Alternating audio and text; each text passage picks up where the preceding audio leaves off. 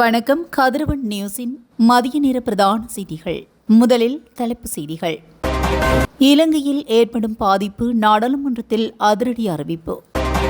யாழ்ப்பாணத்தில் புறப்பட்ட சிறிது நிமிடத்திலேயே விபத்துக்குள்ளான படகு, 2 பேர் உயிரிழப்பு, பலர் மூழ்கியதாக தகவல். லிட்ரோ எரிவாயு விலை தொடர்பில் அறிவிப்பு. யாழில் வெளிநாட்டுக்கு அனுப்புவதாக கூறி மோசடி. யாழ்ப்பாணத்தில் பதுகளுக்காக கொண்டு செல்லப்பட்ட எரிபொருள் மீட்பு. இலங்கை கடல் எல்லையில் ஈரானிய கப்பலில் தவித்த 204 பேர் கொழும்புக்கு, ஜனாதிபதியின் மனிதாபிமானம். சுகாதார அமைச்சு விழிப்புணர்வு நடவடிக்கைகள், இன்னும் சில நாட்களில் ஆரம்பமாக உள்ள கணக்கெடுப்பு. இடியுடன் கூடிய பலத்த மழை, விடுக்கப்பட்டுள்ள அவசர எச்சரிக்கை. தொடர்பான விரிவான செய்திகள். மத்திய கிழக்கில் நடந்து வரும் மோதல்கள் இலங்கையில் அத்தியாவசிய சேவைகளை பாதிக்கலாம் என பாதுகாப்பு பிரதி அமைச்சர் அருண ஜெயசேகர தெரிவித்துள்ளார். நாடாளுமன்றத்தில் இன்றைய தினம் கருத்து தெரிவிக்கும் போதே அவர் இந்த விடயத்தை கூறியுள்ளார். மேலும் தெரிவிக்கையில், அத்தியாவசிய சேவைகளை திறம்பட வழங்குவதை உறுதி செய்வதற்கு அவசர நிலை தேவை என்றாலும் மத்திய கிழக்கில் நடந்து வரும் மோதல்கள் இலங்கையில் அத்தியாவசிய சேவைகளை பாதிக்கலாம். இந்த நிலையில் விமான போக்குவரத்து மற்றும் கடல் போக்குவரத்து ஏற்கனவே வரம்புகளுக்கு உட்பட்டுள்ளன எனவும் அவர் மேலும் சுட்டிக்காட்டியுள்ளார். யாழ்ப்பாணம் குருநகர் பகுதியில் பக்தர்களுடன் புறப்பட்ட படகு ஒன்று சென்ற சிறிது நிமிடத்திலேயே தலைகீழாக கவிழ்ந்து விபத்துக்குள்ளாகியுள்ளது. இதில் பயணித்த சிறுவர்கள், பெண்கள் உட்பட பலர் நீரில் மூழ்கியுள்ளதாக தெரிவிக்கப்பட்டுள்ளது. குறித்த படகானது நாளைய தினம் இடம்பெறவுள்ள பாலைத்தீவு அந்தோனியார் ஆலய திருவிழாவுக்காக புறப்பட்டு சென்ற வேளை இந்த விபத்து நிகழ்ந்துள்ளதாக தெரிவிக்கப்பட்டுள்ளது. இந்த விபத்தில் 3 கரைக்கு கொண்டு வரப்பட்ட நிலையில் ஒருவர் இறந்துள்ளதாகவும் தெரிவிக்கப்பட்டுள்ளது.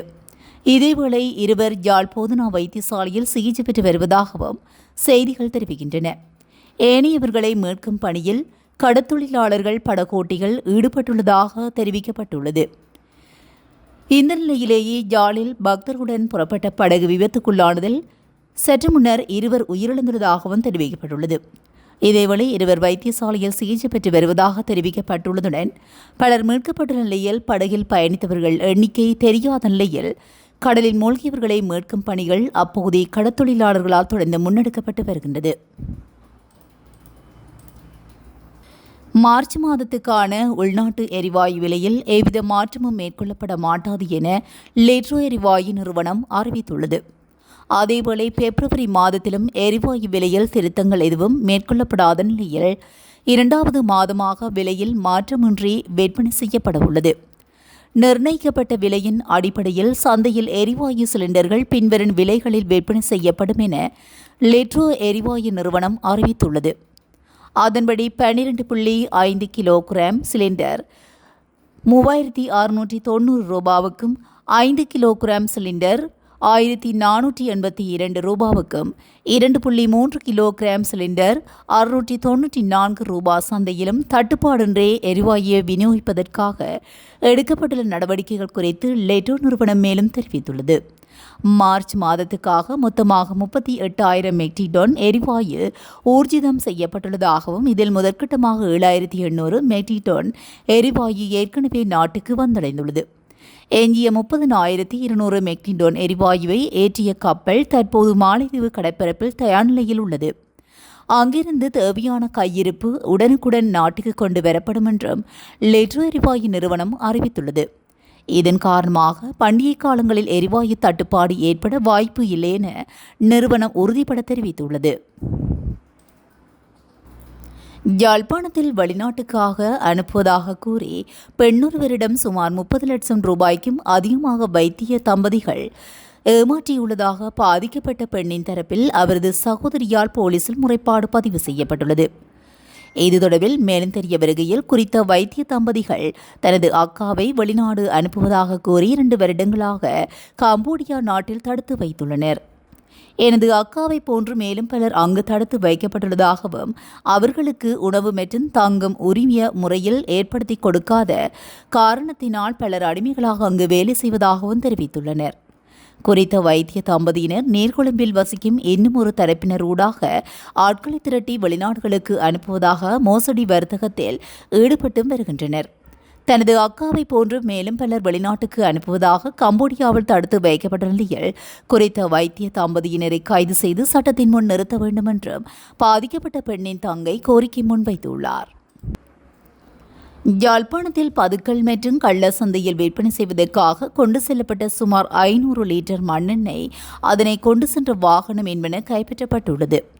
இதன்போது வாகனத்தை செலுத்திய சாரதியும் கைது செய்யப்பட்டுள்ளார். பருத்தித்துறை போலீசாருக்கு கிடைத்த ரகசிய தகவலை அடுத்து பருத்தித்துறை போலீஸ் நிலைய பொறுப்பதிகாரி பிரியந்த அமரசிங்க தலைமையிலான குழுவினரால் குறித்த கைது நடவடிக்கை முன்னெடுக்கப்பட்டது. கைப்பற்றப்பட்ட வாகனம் மற்றும் எரிபொருள் என்பவற்றுடன் வாகன சாரதியை நீதிமன்றத்தில் முற்படுத்துவதற்கான நடவடிக்கைகளை பருத்தித்துறை போலீசார் மேற்கொண்டு வருகின்றனர்.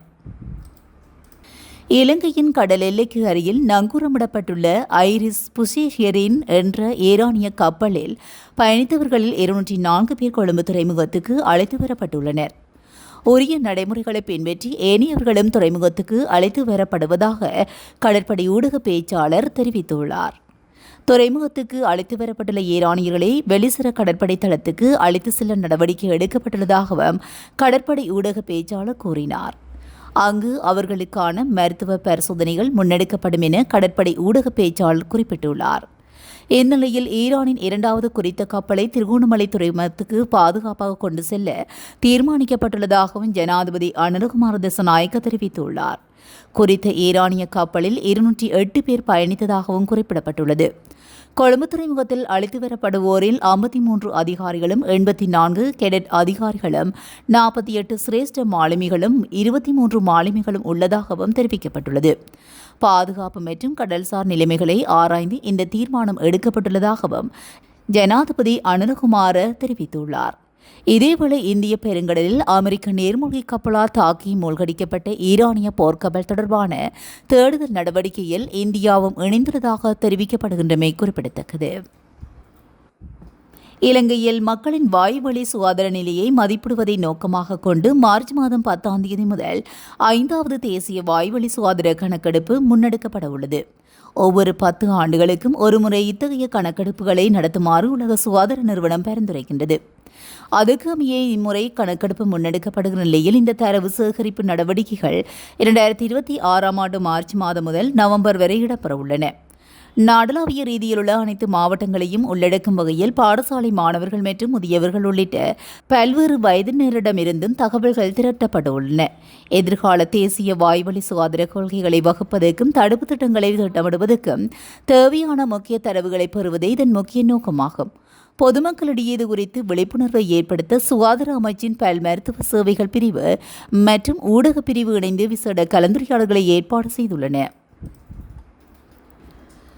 தென் மாகாணத்தின் சில இடங்களிலும் களுத்துறை மற்றும் இரத்தினபுரி மாவட்டங்களின் ஒரு சில இடங்களிலும் இன்று மாலை அல்லது இரவு வேளைகளில் மழை அல்லது இடியுடன் கூடிய மழை பெய்யக்கூடிய வாய்ப்பு காணப்படுவதாக வளிமண்டலவியல் திணைக்களம் அறிவித்துள்ளது.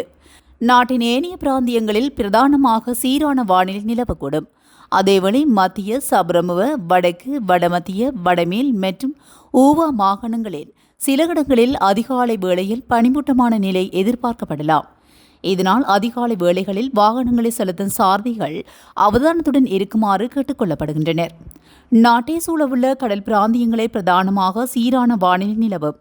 காற்று மணித்தியாலத்துக்கு 20 தொடக்கம் 30 கிலோமீட்டர் வேகத்தில் மாறுபட்ட திசைகளிலிருந்து வீசக்கூடும் என்பதுடன் கடல் பிராந்தியங்கள் மிதமான அலையுடன் காணப்படும் என எதிர்பார்க்கப்படுகின்றது. இத்துடன் மதிய நேர பிரதான செய்திகள் நிறைவடைகின்றன. தொடர்ந்தும் செய்திகளோடு இணைந்திருக்க கதிரவன் நேசுடன் இணைந்திருங்கள். நன்றி, வணக்கம்.